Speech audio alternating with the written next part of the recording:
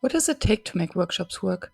And how can we facilitate collaboration that sticks and leads to results? My name is Miriam Hartness, and with the Workshops Work podcast, I'm on the mission to find the magic ingredients that make workshops work.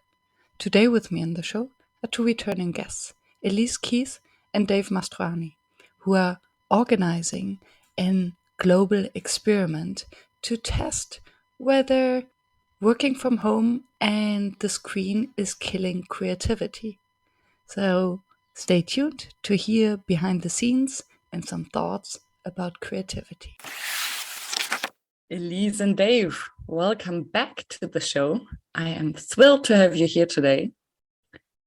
And there is a reason why the two of you are joining me on this interview, and we'll unfold the entire story behind it. So we'll just jump right into the topic and then take it from there. So let me ask you, is online work and working from home destroying creativity? Maybe. I don't know. I think the reason it will become more clear the more we get into this. I think the party line right now is we have our individual personal hunches and experiences, but I don't think there's anything out there that definitively says yes or no. And there's probably instances where it is, and there's probably instances where it isn't. And we're on the hunt to try to make it so that it's not destroying it.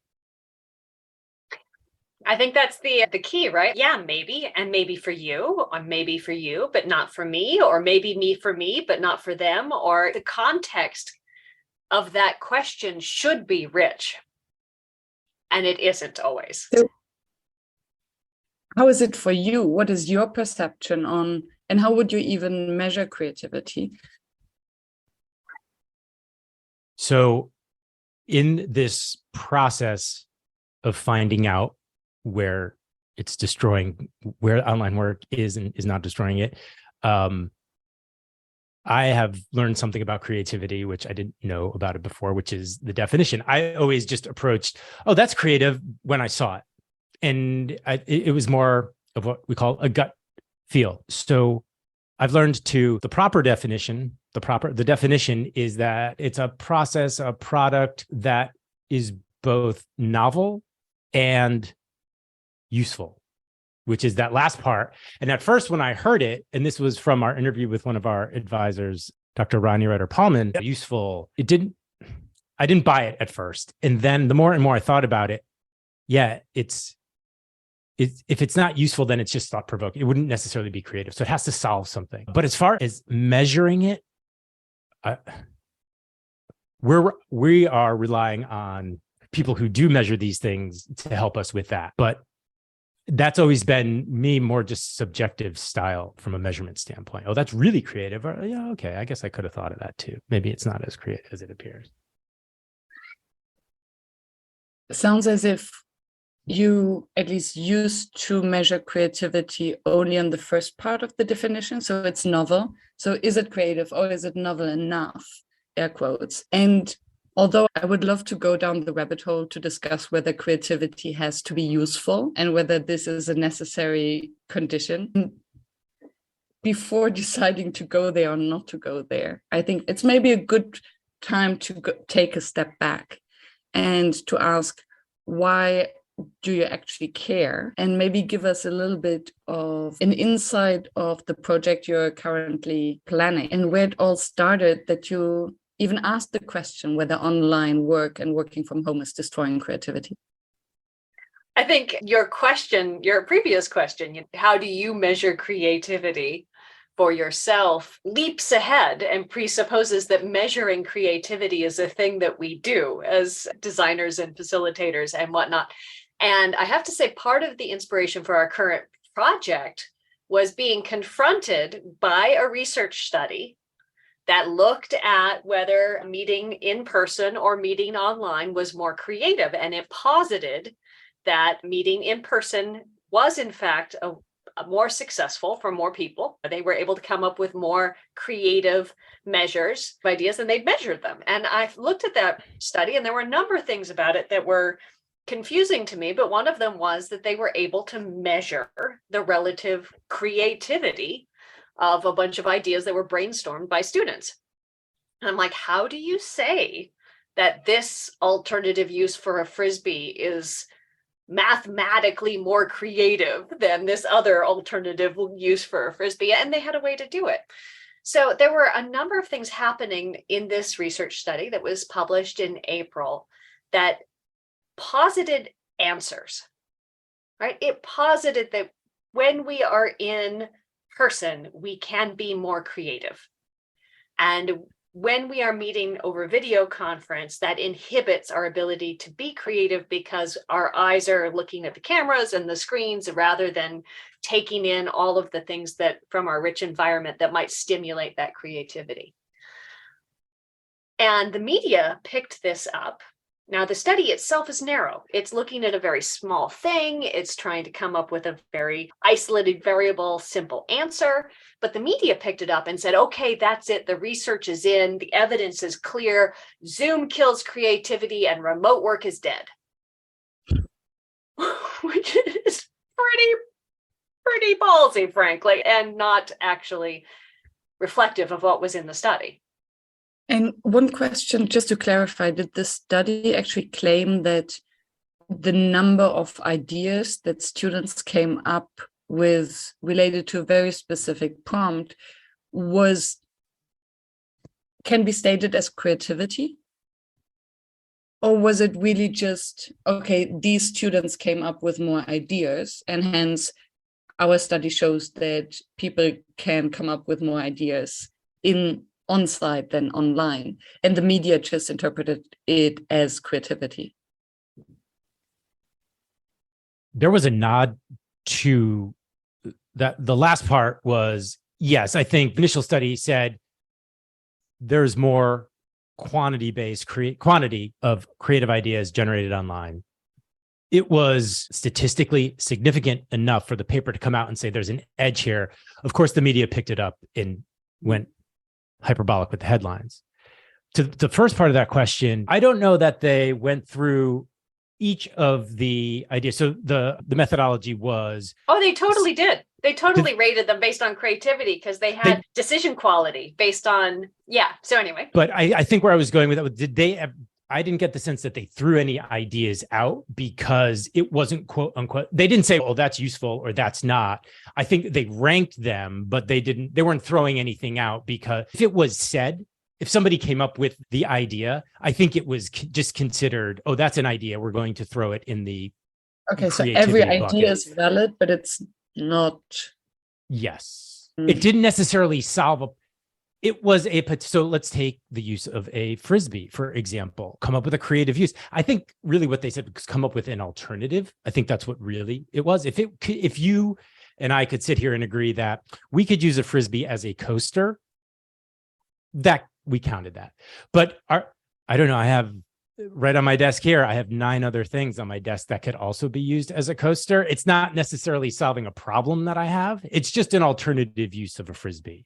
So I don't know if it necessarily fits that useful or that novel and useful definition. But we maybe don't want to go down the methodology rabbit hole on this. So there's all kinds of methodology going on in this one study.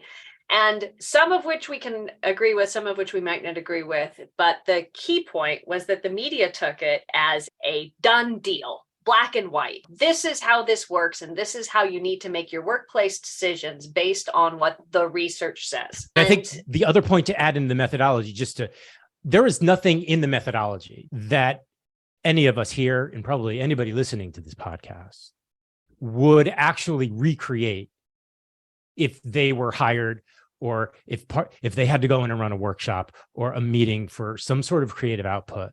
There is nothing in that methodology that we know works from our experience. And so that's what we said. If these decisions or these outcomes are going to result in workplace policy, we should at least know this based on sound methodology. So what I hear is that what they claim is the measurement of creativity has nothing to do with our common practice as facilitators who are actually in charge to foster, encourage, and create spaces that encourage creativity. So this has nothing to do with it. Quite the opposite, because you're getting this peer reviewed, you want to control as much as possible. So you remove things, where we try to bring things into the environment to spark creativity. They're trying to remove things to control it, so the study gets passed for peer review. Yeah. And we could also go down the rabbit hole of why this might be still valid in an academic context, because it's controlled so you can compare, and they're not talking about creativity in general. But then I would be curious to hear from you, what was it about the study that made you care so much that you now are actually running a global experiment yourself and a symposium? And why did someone, why? Let's start with that one. Why do you care that much? Because it's there, because it's a question. I think it's a very interesting question, very relevant to what it is that we all do. It's certainly, when I read this study, it hit me, and it certainly pressed a button, because I don't know that I agreed with it. And I thought this was a chance for us, the people facilitators, the innovators, at a moment in time, the right moment in time, to really put this to the test. We had an opportunity to shape what work was going to look like. When I think organizations, quote unquote, leadership, were maybe open to reconfiguring the optimal working environment. And so I think it's relevant, it was interesting, and there was a chance to make an impact. I think I never actually really thought about other than, I do feel like I want to answer this question. But I think those are probably the three things. And I think it's, to be honest and back up on it, it's a flow of serendipitous opportunities. This whole project is how I think in some ways creativity is meant to happen. So the problem was posited by this study, that this world was listening to an answer, a definitive black and white research answer that we did not believe was representative of the kind of work that we can do or our own experiences. So you have a couple of options, right? You can say, hey, they're wrong, heck with them, and call people out on the internet. Which is what I did. Which is what I did. Okay. But it's a fabulous provocative marketing technique, right? Yes. And so, yes, that's, well, and then Elise responded. Right. Rather than sticking with, hey, these folks are wrong, the question then becomes, how do we know? How do we know they're wrong? Yeah, I've got my experience, you've got your experience, but so do the people doing the studies, right? And I think what we have discovered is possible is not necessarily probable in every business environment. So there is more research warranted. And we happen to have relationships with lots of meeting scientists. We happen to have relationships with lots of facilitators. We've got a bunch of creative people. We know how to look at things. Why not run better experiments? And by better, experiments that are more reflective of the kind of work we would like to do with our clients, not necessarily more rigorous or academic, but definitely closer to what you might do in the field. And so with that in mind, let's kick up a big experiment. Yeah. So what I hear is that instead of questioning the rigorosity of this academic research, you're rather taking a step forward, okay, looking at the practice of what we're doing. Is the claim that the media made out of it, Zoom is killing our creativity and we should stop working from home, to rather put this as a test? Not only put that to the test, but also to say, look, one, when we use different methodologies, the kinds of methodologies that facilitators and design thinkers would be proud to see used, does that finding hold? Do we still see a difference in creative outputs of teams? And if it does, what does the evidence suggest we can do given the reality that many of us will be meeting online or in hybrid workplaces, regardless of what the research says? So given your context, what are your best options in terms of research-backed, evidence-based practices for unleashing team creativity, which is a very different question than, hey, what is the impact of this camera on our ability to make a list? And from your gut feel, do you think that there is a difference between online and offline in terms of encouraging, fostering creativity? I think there's a big difference between the experiential outcome and the on-paper outcome, the business outcome.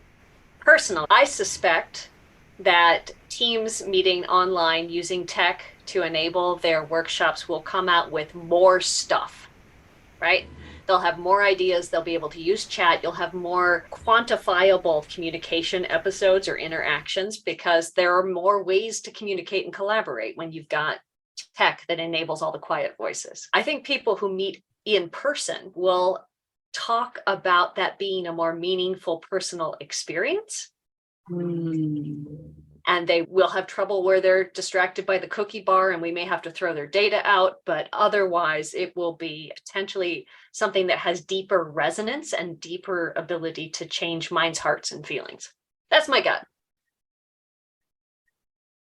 I don't disagree. I've been thinking about it. What happens after, right? So we can come up with the creative solution in the workshop, wherever it takes place. But then we've got to implement it. And depending on what it was we met to solve, that could be easy. If it's something just in my team, we're going to change the time of the weekly meeting to, oh, we're going to introduce a new product, or we're going to change our business model. We're going to save the planet. We're going to save the planet. Because I think this was one of the questions you sent us ahead of time, Miriam. And it got me thinking, and now I even forget what the question was, but I'm answering it, which is, could you get more creative in one or the other? We don't always meet. We don't always have these workshops to come up with the most creative idea. That's not always because we then have to go implement that thing. And there's a lot of, there's research that shows actually you shouldn't come together. Like maybe you should be apart and creativity happens individually. But one of the reasons we come together is because we all get clarity and we can all agree upon something. And it's much easier to implement something later on if you were all together and you feel like your voice was heard in putting the solution together. And all you're really looking for is an adequate enough solution. It doesn't have to be the most, but an adequate one enough that also can then get implemented. So from that sense, we create capture documents after a workshop, right? An in-person workshop. We take pictures of everything. Maybe we recorded some video. Is it easier to bring people in and get a sense of buy-in after the workshop and recreate that from our standard capture doc that we would take in an in-person workshop? Or is it easier from a Miro board to bring people in and show the process and gain steam for a change? I think I don't know. I think it might be. So I don't disagree with Elise in terms of the quantity and quality of experience in those different channels, but I also adding another dimension to it. We're not there just to get a creative idea because that's a point in time or a couple of points in time. But if I can't implement it, if I can't make the change, then what's the point even if it was really creative? And I'm just wondering, is creativity creativity as a quantifiable measure, is it maybe overstated? Because as you said, at the end of the day, we only need one idea. And this one idea maybe is not supposed to be the most creative idea, but the idea that makes most sense in terms of costs and benefits. And then what is the process that is most beneficial for a group to come up with this one idea that we need and not the million? To that definition that Ronnie gave us, Elise, it's novel, it's useful, and then it's implementable, right? Feasible. It's feasible.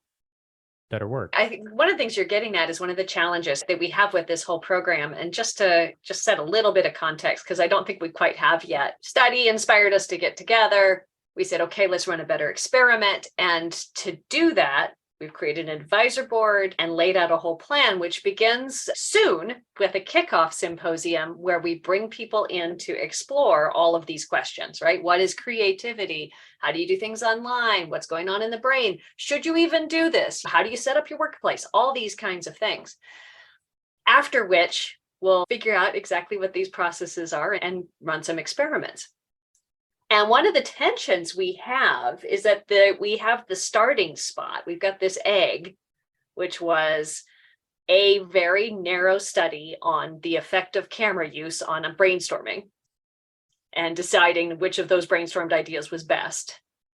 And a curiosity to build evidence-based solutions around doing innovation work in a hybrid setting, in a hybrid world.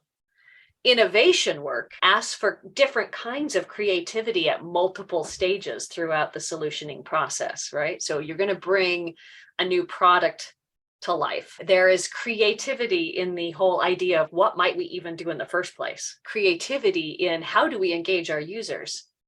Creativity in how do I implement this thing right at this moment? There are all kinds of different phases going on. And one of our speakers is going to be talking about the research they're seeing, what they're seeing about how being either offline or together impact things at each of those stages. And it's different, right? It's completely different depending on where you are in the process. So a real interesting tension where we have this start and then we have this bigger world we're trying to be relevant within. And what it triggers in me, thank you for creating the context, Elise. I think that's very important also for the audience. And I wonder whether we, in this context that you're describing, whether we have to redefine what we understand by hybrid.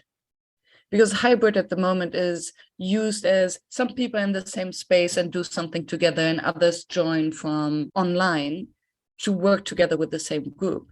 But from what I hear you are saying is this hybrid of some things work better online, some things work better together in the same space. And it's how you use tech and the opportunity to collaborate these days so that enhances the entire process. Right. So you've got hybrid work policy, you've got hybrid work practice over time within teams, and then you've got a hybrid encounter, right? And each of those have different flavors and techniques to them for sure. And they all absolutely impact the innovation process. So when you see these recommendations, what are they talking about? When are they relevant? When are they not relevant? And I think a lot of when companies are trying to figure out their hybrid work policy, I think they're really answering the question, where are people going to work? Just that question, where do my people work? And they're not asking what Elise just stated. They're not asking what work gets done best in this setting versus that setting, which is maybe a better way to maybe a longer way, but maybe also the right way to answer the where do my people. Maybe the where is down the line after we answer a couple more important questions. And do you think that it's then really about the creativity, or is it about productivity, or would it actually be the same thing? That I think it's about innovation. Yeah. Which is the marriage of those things. I think productivity is an industrial era metric. And I think if we refer to it as being productive, I think that's when the bots are going to do it. If the best measure of whatever task is that it was productive, then a bot is going to take it over. I had a really fascinating conversation about that last night, actually, that I think is relevant. And I would say that bots, and then I'm curious to hear what Elise says, bots might take over the efficiency part. Bots are maybe more efficient, but productive, meaning that we get more product out, a more valuable product. It depends on the task. See, I think that's where we're scoping on what productivity is. Productivity is purely output, if you want to be strict about it. And that's where I think Elise was going with it's a hybrid. But as soon as we start to say, oh, it's good, productivity was never intended to measure good. One of the things on the hybrid policy thing, right? What we just talked about, having clarity about what kind of work works best when you're together and what kind of work works best when you're apart. I understand why leaders shy from doing that level of diligence because A, it's hard and complex and messy, especially if you've got a very large workforce. and then the story and where this is relevant. I have a process we've designed that helps a leader do that in a reasonable way. Like it's a 1-month plan. Here's how you can walk people through, and you can get those answers efficiently and make sensible decisions based on what actually works in practice. And what they are finding as they go to implement it, it basically works like this. You say, okay, look, everybody, we're going to run an experiment to figure out when teams really do need to work together.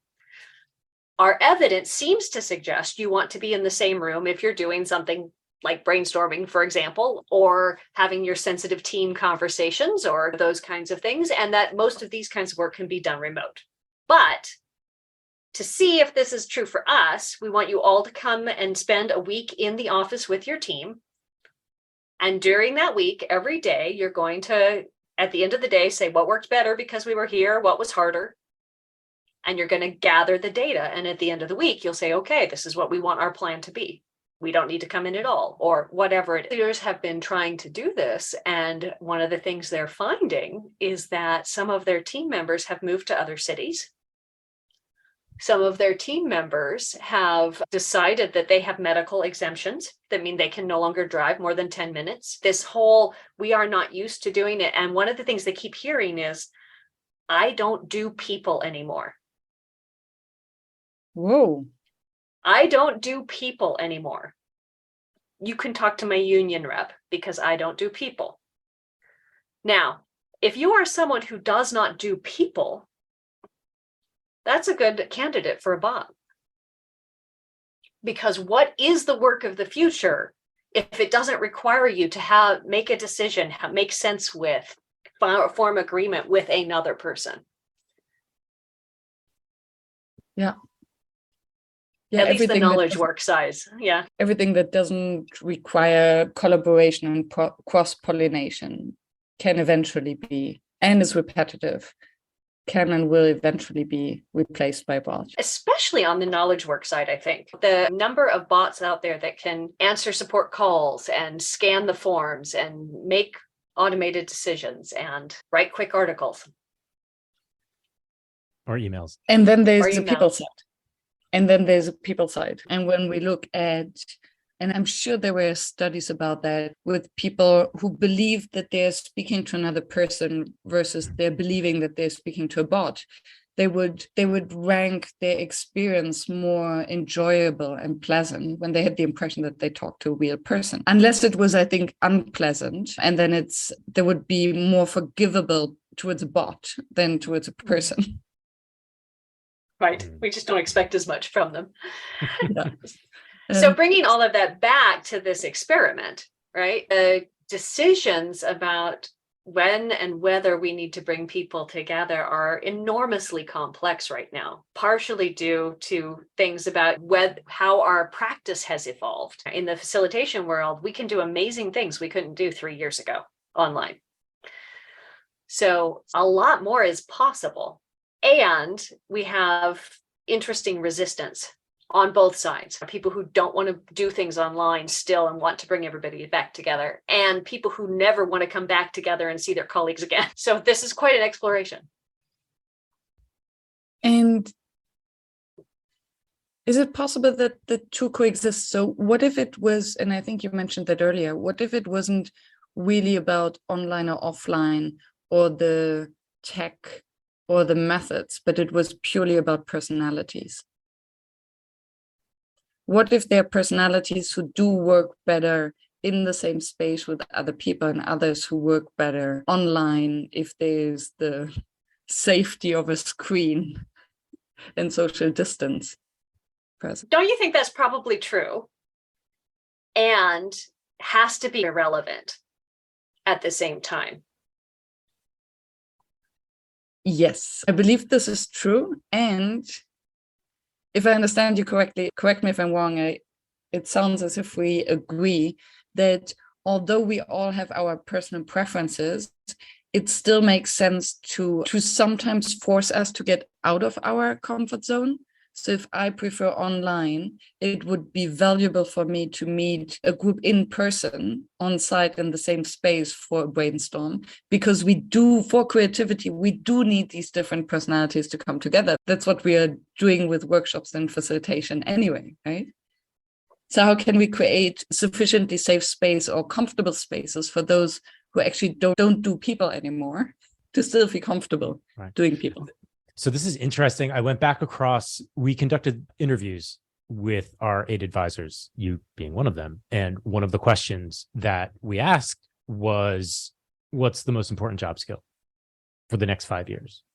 Now, if I had to step back and say one theme that I think it was Sam who actually, it was her skill was, no, or even now I'm getting confused. But the theme was, how can you maintain your humanity in a world where we are going to we're going to have more screens and more screens between us. And it was Joe who said specifically, the most important job skill the next 5 years is communication flexibility. Can you be a good communicator? And I'm interpreting what you said, Miriam, as being able to create those spaces, be able to create that humanity across any channel, whether it's a text, a Slack, in person, on a Zoom, wherever it is. Do you have the flexibility to be human across all of them? Is it flexibility or authenticity? I think that's probably right. Can you be yourself? And can you create that environment where others can be themselves? Yeah. And that's channel agnostic. I don't know if it's authenticity. I think it might be effectiveness, and I wonder whether our memory is just too short, because when I think back to the beginning of the pandemic, when most of the world was locked down, and I remember how many individuals shared that they found community, warmth, compassion, connection online where they've never expected it. So how come that now, 2.5 years later, where we are back in the situation where we could have both, we suddenly nullify this previous experience? My guess is because we were all really open to it when we had this collective shock. And I think we all were figuring it out, and we were in a really vulnerable state. And I think now we're used to it, and it's become mundane. So does it then boil down to vulnerability? Or novelty. Or novelty. I think it is attractive because it's novel. So it was interesting, and we were willing to open up because it was new. It's kind of... Yeah, and we had a gap, right? We had a space that was open where things had been, and then they were not. And all of the Zoom came in zoomed in to fill the space. And since then, that space has been Zoomified like mad. People are kind of ready not to be on Zoom or Teams or whatever all day. Zoom fatigue became a word. It became a word. There's another one for Teams I heard recently, and I can't remember what it was. Teams TV. They were talking about how it was like binge watching their Teams meetings, or like when my grandparents would have the news on all day, sitting in their chairs. It's kind of like that with Teams meetings. The novelty factor is not there. I don't know about for you, but for me, I spend so much time in front of this screen that even though I have all these tabs open of things that I would love to investigate, fascinating papers and interviews and podcasts and all this stuff, when I get to the end of the workday, I am like, I don't care what's there. I will never read that because it is on a screen and I am so done. And isn't it the same? Isn't it the same with the other extreme? If I'm in front of people all day, if I'm working at so done an information center, and every 2 minutes I have a new person standing in front of me asking me questions, at the end of the day, I'm tired. I don't want to speak to my friends, ask them asking me questions. Isn't it all at the end about balance, instead of claiming the extremes that one version or the other is killing humanity, creativity, authenticity? And then you get back to some of what we're trying to achieve with this experiment, right? It is very possible as we run this experiment that we will find an extreme answer. Like that could happen. We could find that online workshops, when well designed and facilitated, completely crush their in-person equivalents. I hope not, though. I hope what we find is a range of good possibilities. I hope we find that there are some people for whom this setting works really well and some people for whom this setting works really well, and that they have very radically different experiences, and that the data is messy. And not messy from a, don't freak out academic advisors, not messy from a, we can't analyze it, but Noisy. Not noisy, but I hope it gives us complex answers. I hope it makes us say, you know what, that points at and hints at things we need to test again. And I wonder whether listening to you and explaining that the answer will most probably be a complex one. So maybe in the data, it will look as if it's just the same, but then we'll find the extreme cases. And I wonder whether then looking into the data might point to actually the authenticity, charisma, or whatsoever of the facilitator. And that the outcome might be surprising, similar to what Google found when they were looking, what is it that makes a highly effective team? And they found, okay, it's psychological safety, something that they didn't look for initially. And I wouldn't be surprised if it is actually the charisma or the presence or something about the person who is creating a space for groups to be creative that might be a driver. Or maybe it's the fact that people feel they have control over the schedules and they are where they want to be. And maybe it adds to that, but it could just be, all right, I just feel in control, where I think a lot of people are rejecting these policies because nobody likes to be told what to do. Yeah. It could be as simple as a really well-worded question, right? There are some things that are just so small that can make such a big difference. It'll be fascinating. But then I assume that the question would be the same across all the experiments that you're running. That is an interesting question and an opportunity for anybody who sees and listens to this, because the number of questions we get to test is dependent on the number of teams running the test. So if we've got 50 teams running the experiment, we basically get to test one process. And we get 50 comparison points. But if we get 1,000 teams that want to run this experiment, maybe we can compare more than one way to do this within the same scope. Bring all of your teams. Run 5 experiments, make it a party week. It'll be so great. By teams, you mean teams working together in a formal setting, or nope, a random group of people who would sign up as a team? Yeah, any collection of individuals who can read and write that in English, of 12 to 36 people. What would be the ideal outcome? That's the question we asked all the advisors. And that's not fair. I think from a study standpoint is that we can point to results that we feel confident in saying. I don't know what that is. We've covered maybe a couple of what they might be over the course of this conversation. Be here when you want to make, or when you want to be creative, or do this, or be here when you want to make a decision, and just have enough participation. Tying off to the sign up, the call for sign up, the more people we have, the more observations, the more confidence we'll have in the results. And I think that's really what we're hoping for. I think we'll certainly have anecdotal evidence, but I think we'd like to have a good balance of that, plus some of the academic rigor that started this whole process in the first place. But I think we're trying to find what's the right balance so we can bring in some of that variation, some of that what we know in our gut. But there's also some research that says works with the rigor of an academic study. So I think if we can come out with some conclusions that are backed by these observations, I think we'll be happy. Take it farther. I think we could take it farther. So I think absolutely we should have some conclusions. So another thing we haven't talked about is, what will teams be brainstorming about when they get together? And for that, because we're trying to look at what happens in a real innovation scenario, in real innovation, you brainstorm about things you care about. something that matters to you, right?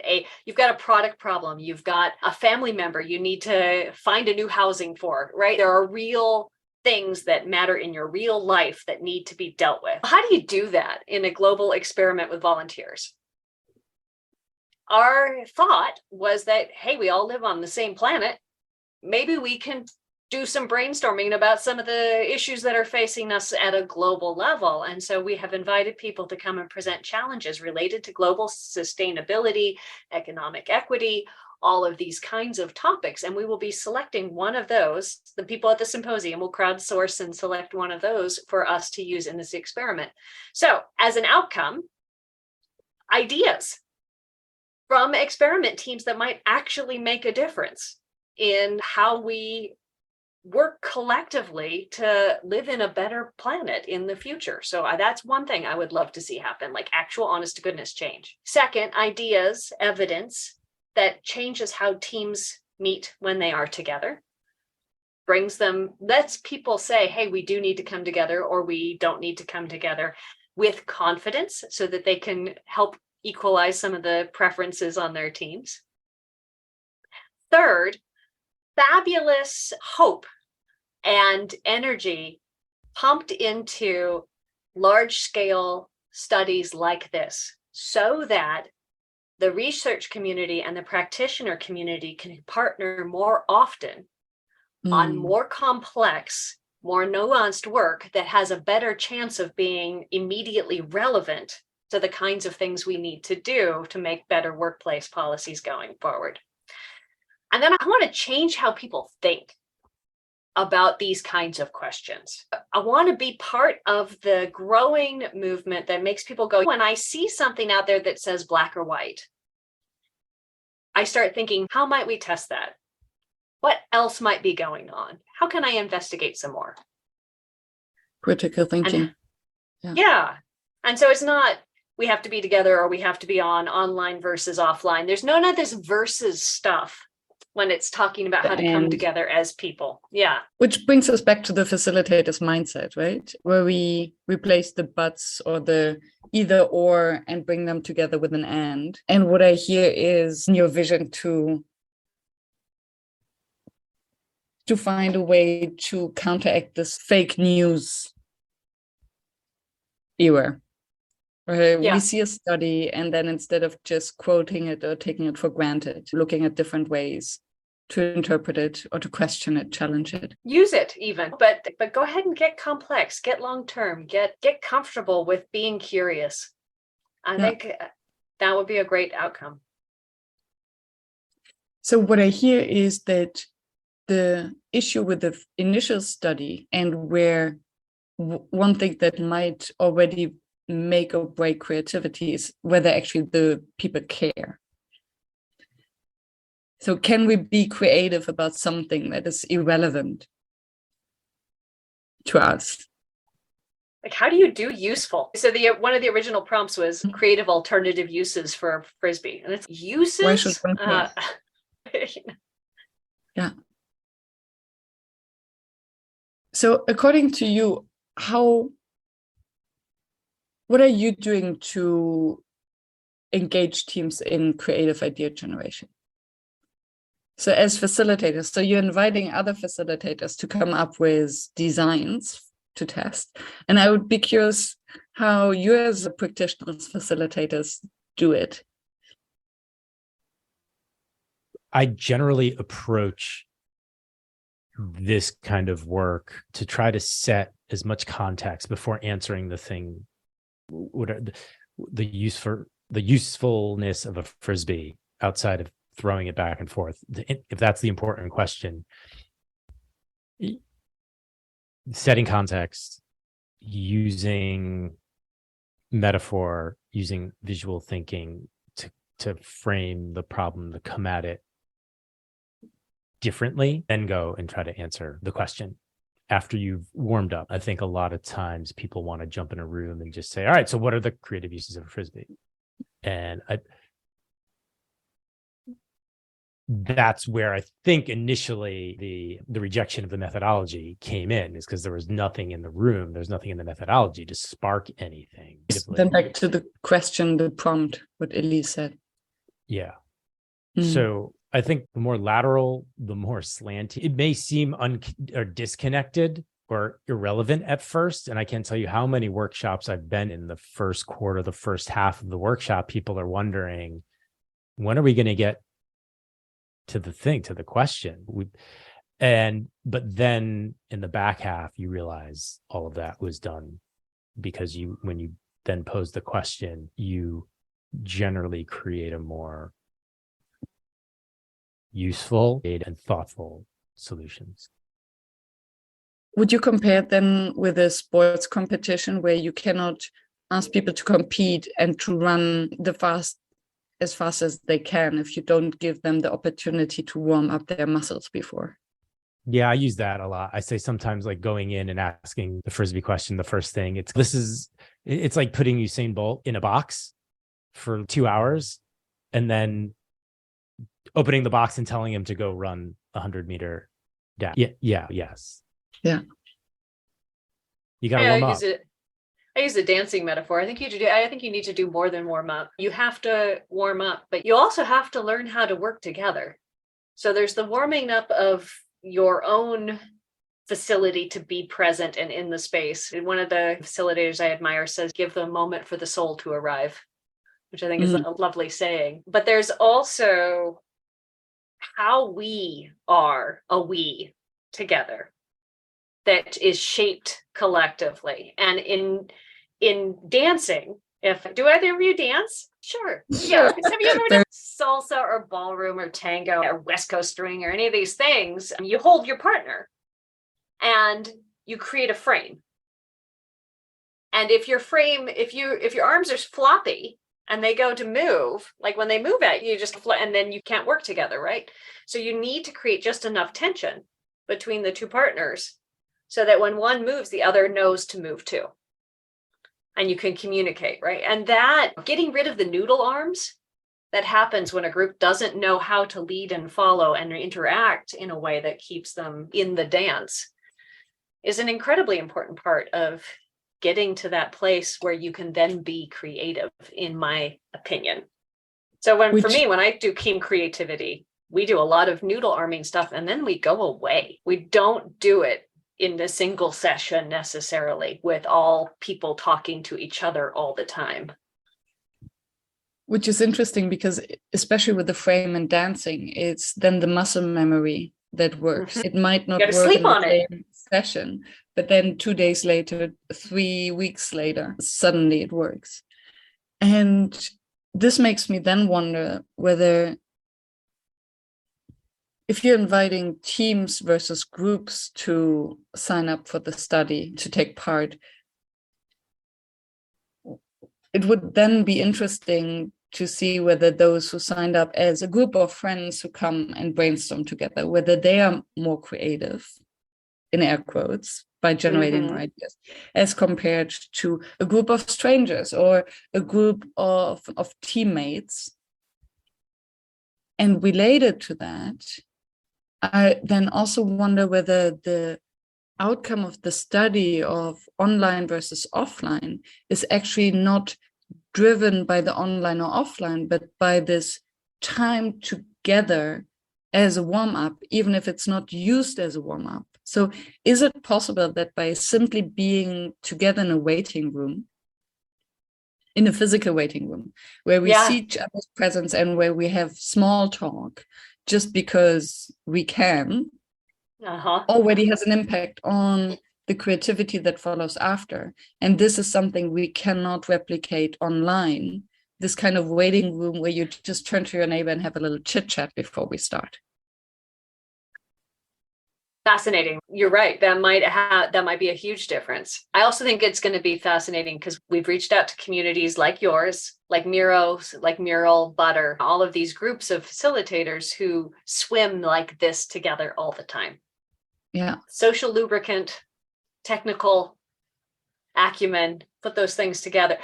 Existing teams within a workplace that have to look at each other afterwards versus teams that don't, country, region, age, profession.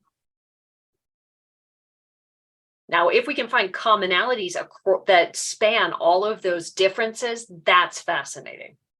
Yeah. And would you then, I remember that before you said that in the initial scientific study, nobody judged the level or the quality of the ideas.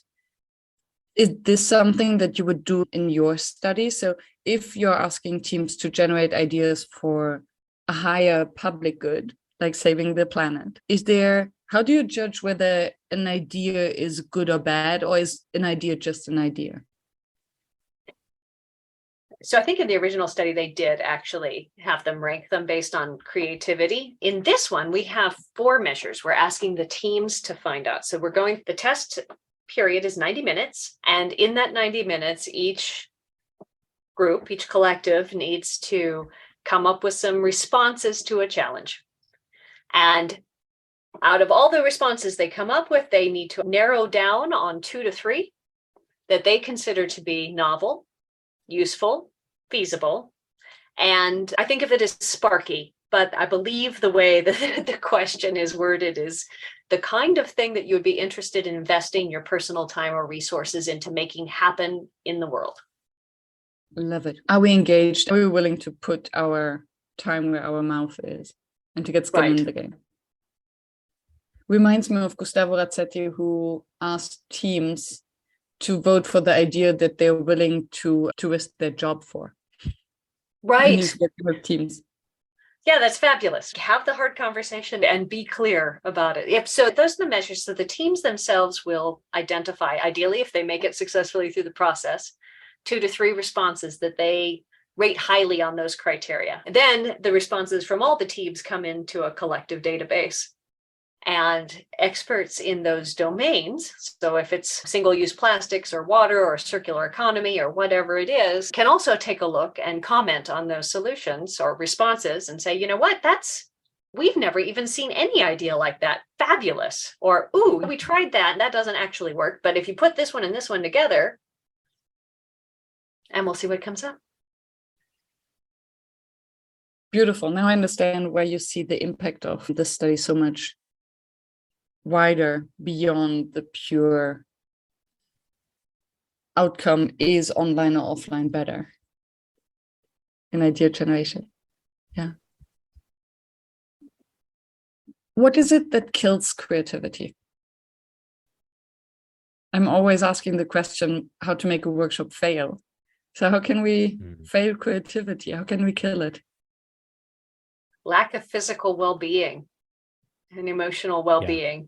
Stress. You have to be present. And I think if you're worrying about other things, so going back to one of those job skills for the future, being able to create that space for people, or the work environment, it may not even be just that space at that moment in that time, but it's just, hey, are my colleagues, is my boss, is my organization creating an environment that I'm not worrying about all of these other external stressors, so I can be creative regardless of what my job is. I think everybody wants to be creative. It's not just about being creative in the workshop or in that meeting, but all the time. Yeah. Hostile environments of all kinds, right? You take enough oxygen out of the room, get it too cold. Those, like literal oxygen, those kinds of things can absolutely have an impact. So everything that stresses us physically and mentally. Yeah.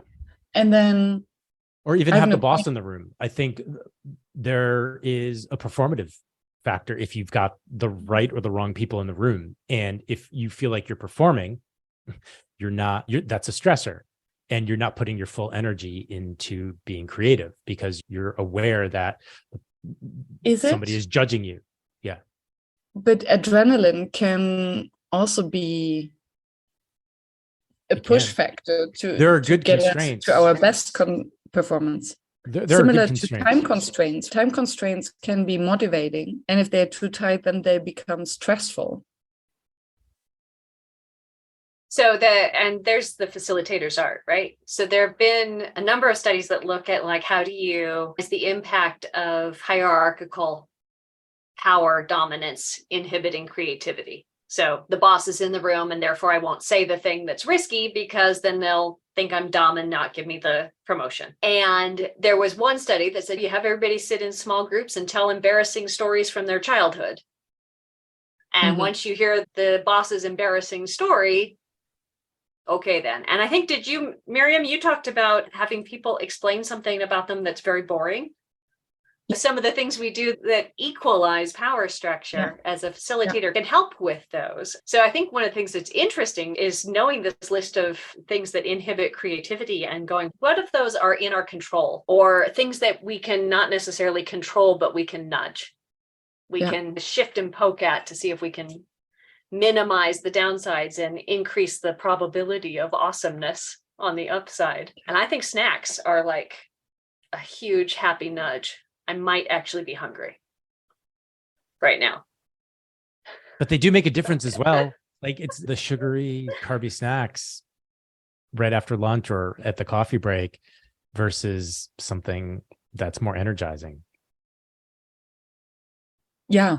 And having enough water. So yeah, I think it's interesting. How do we impact or maybe manipulate the results of workshops by having sugary, kind of this dopamine high just from sugar versus more healthy snacks and water to have a more grounded conversation that is maybe not as exciting, but more real. This would be an entire different podcast. I think you've also identified why the kind of research that we're trying to do and why the research we looked at can be so challenging.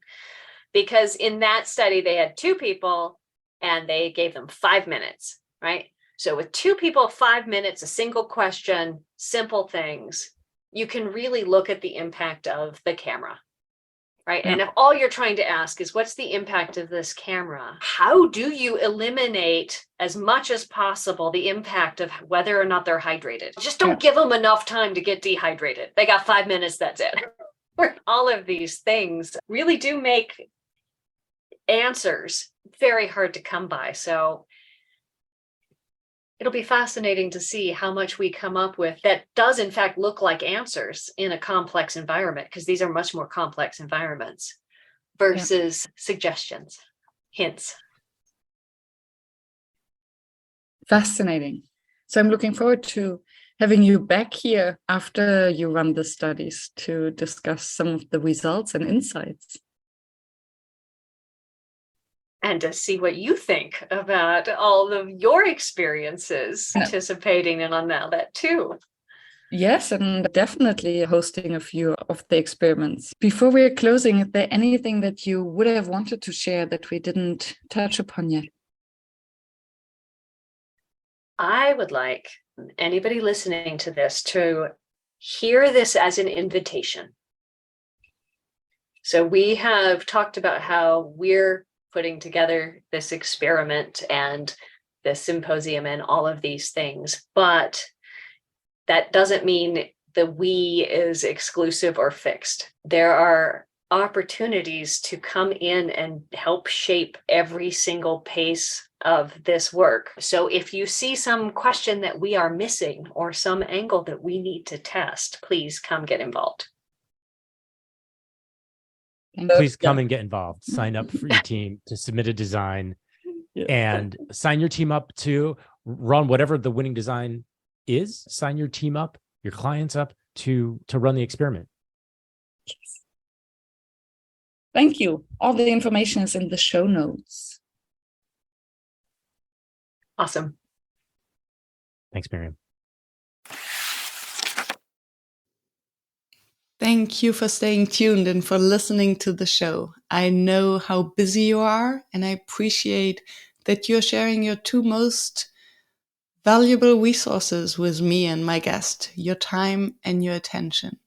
If you're looking for more conversation with other facilitators and for a community of practice, why don't you join Never Done Before, the community that I have built, and many of my podcast guests are already members.